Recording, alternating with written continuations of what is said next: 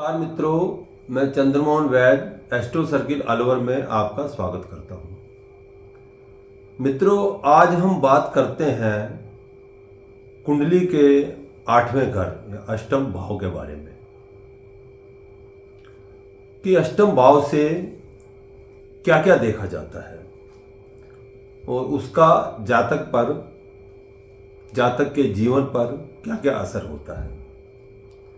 मित्रों, वैदिक ज्योतिष के अनुसार कुंडली में जो 8वां भाव है वो विरासत को दर्शाता है। घर के मुखिया की अचानक मृत्यु के बाद मिलने वाले जो संपत्ति है वो 8वें भाव से ही देखी जाती है। शोध, गूढ़ विज्ञान, छुपा हुआ खजाना, खदान, कोयला, विनाश, रिस्क, सट्टा व्यापार, लॉटरी, रहस्य, मंत्र तंत्र, आध्यात्मिक वस्तुओं को भी अष्टम भाव से ही देखा जाता है। अष्टम भाव जातक की आयु भाव भी कहलाता है। यह भाव जातक की दीर्घायु अथवा जीवन की अवधि को बताता है। ज्योतिष में इसको मृत्यु भाव भी कहा जाता है।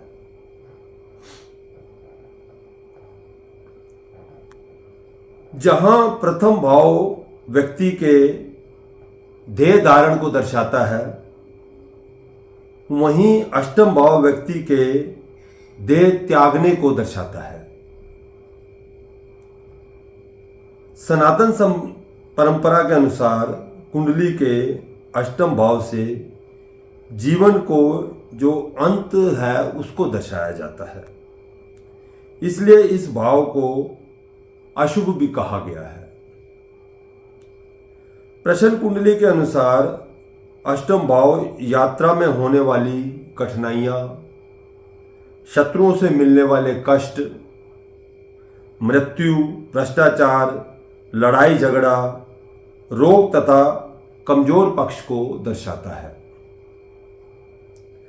काल पुरुष की कुंडली में जो 8वां भाव है उसमें वृश्चिक राशि आती है, जिनके स्वामी मंगल देव होते हैं। जितने भी सफल व्यक्ति हुए हैं उनमें से अनेक व्यक्तियों की जन्म पत्रिकाओं में अष्टमेश का संबंध पंचम अथवा लगन पंचम अथवा लगन भाव से रहा है। ऐसे योग वाले व्यक्तियों के पास कोई ना कोई कला अवश्य रहती है जो उन्हें ईश्वर को से उपहार स्वरूप प्राप्त होती है। आओ हम आगे विचार करते हैं कि अष्टम भाव में कौन कौन सा ग्रह विराजमान होने से क्या क्या फल प्राप्त होता है। आओ विचार करें कि अष्टम भाव में अगर सूर्य देव विराजमान है तो उससे क्या फल समझना चाहिए। अगर सूर्यदेव अष्टम भाव में विराजमान है तो आप जीवन में गहनतम रहस्यों की खोज में प्रयासरत रहेंगे। आपके पास उपचारक होने की क्षमता हो सकती है।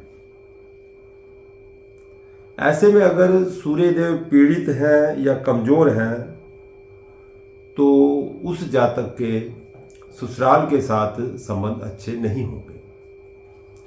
इसी तरह हम विचार करते हैं चंद्रदेव के बारे में। अगर चंद्रदेव अष्टम भाव में विराजमान होते हैं तो चंद्रदेव आपको एक निजी व्यक्ति बना देते हैं। चंद्रमा भी धन का सुझाव देता है और आप विरासत के माध्यम से धन प्राप्त कर सकते हैं।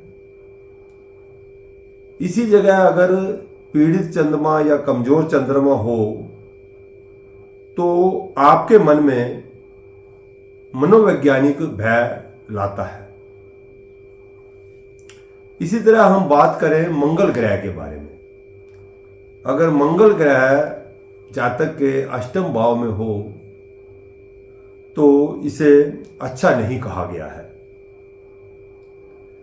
अष्टम भाव के साथ संयुक्त लापरवाह मंगल वह जगह है जहां गलतियों के गंभीर परिणाम हो सकते हैं। आपको बहुत सावधान रहना चाहिए। पार्टनर के कारण आर्थिक परेशानी होने की भी संभावना होती है। इसी तरह अगर हम बात करें बुध ग्रह के बारे में, अगर बुध देव अष्टम भाव में विराजमान है तो आप एक मर्मज्ञ, विचारक और विशेष रूप से एक लेखक बनने की संभावना रखते हैं। आपके पास एक जिज्ञासु मन होता है जो मामलों की गहराई तक पहुंचने में आपकी सहायता करता है और रहस्यों को उजागर करता है। आपको विरासत और अनुबंधों के माध्यम से वित्तीय लाभ या हानि होने की संभावना होती है। इसी तरह अगर हम बात करें बृहस्पति देव के बारे में, अगर अष्टम भाव में बृहस्पति देव होते हैं तो ये एक दर्शन ग्रह होने के नाते आठवें घर में गुरु दर्शन और गहरी जांच प्रकृति की ओर ले जाता है। आप में एक महान शिक्षक बनने व मार्गदर्शन करने की पावर होती है। आप एक आशावादी और सहयोगी व्यक्ति होते हैं। पार्टनर के जरिए वित्तीय लाभ मिलने की संभावना होती है। इसी तरह अगर हम बात करें शुक्र देव के बारे में, जिनकी कुंडली में शुक्र देव आठवें घर में विराजमान होते हैं, वह व्यक्ति कामुक आनंद के साथ जुनून की संभावना रखता है जो आपको नीचे ला सकता है। यह शुक्र की इच्छाएं होती हैं जो आपको आमतौर पर गलतियों की ओर ले जाती है, जो कि अष्टम भाव के साथ मिलकर दर्दनाक परिणाम भी दे सकती है। शानदार जीवन शैली जीने के लिए आपके पास जो दौलत और ऐशो आराम होते हैं वो आपकी साथी के माध्यम से आते हैं। इसी तरह अगर हम बात करें शनि देव महाराज के बारे में, अगर शनि देव आपके अष्टम भाव में विराजमान है तो जातक परिश्रमी होता है, आत्म अनुशासित होता है, धैर्यवान और किफायती भी बनाता है। यह आपके स्वास्थ्य के साथ हस्तक्षेप भी करता है, जिसके कारण आपकी बीमारियां लंबी हो सकती हैं। लेकिन उसके साथ शनि देव अष्टम भाव में उम्र को भी बढ़ाते हैं। इसी तरह अगर हम बात करें राहु देव के बारे में, राहु देव आमतौर पर अष्टम भाव में हों तो मंगल ग्रह की तरह ही अपना प्रभाव डालते हैं। और इसी तरह हम बात करें केतु देव के बारे में, केतु देव अगर अष्टम भाव में विराजमान होते हैं तो ये एक अच्छे चरित्र, खुशी, अच्छे कैरियर और लंबी उम्र का संकेत देते हैं। इसी तरह अगर केतुदेव पीड़ित हों या कमजोर अवस्था में हों तो ऋण व अग्रिम वसूली में समस्या भी पैदा करवाते हैं। तो ये हुआ हमारा अष्टम भाव के बारे में कुछ जानकारियां। मित्रों, इसी तरह की ज्योतिष जानकारियां हम आपको समय समय पर देते रहें। इसके लिए आप हमारा एस्ट्रो सर्किल अलवर चैनल को सब्सक्राइब करते रहें, लाइक करते रहें, जिससे हम समय समय पर आपको ज्योतिषी जानकारियाँ पहुँचाते रहें। जय भोलेनाथ।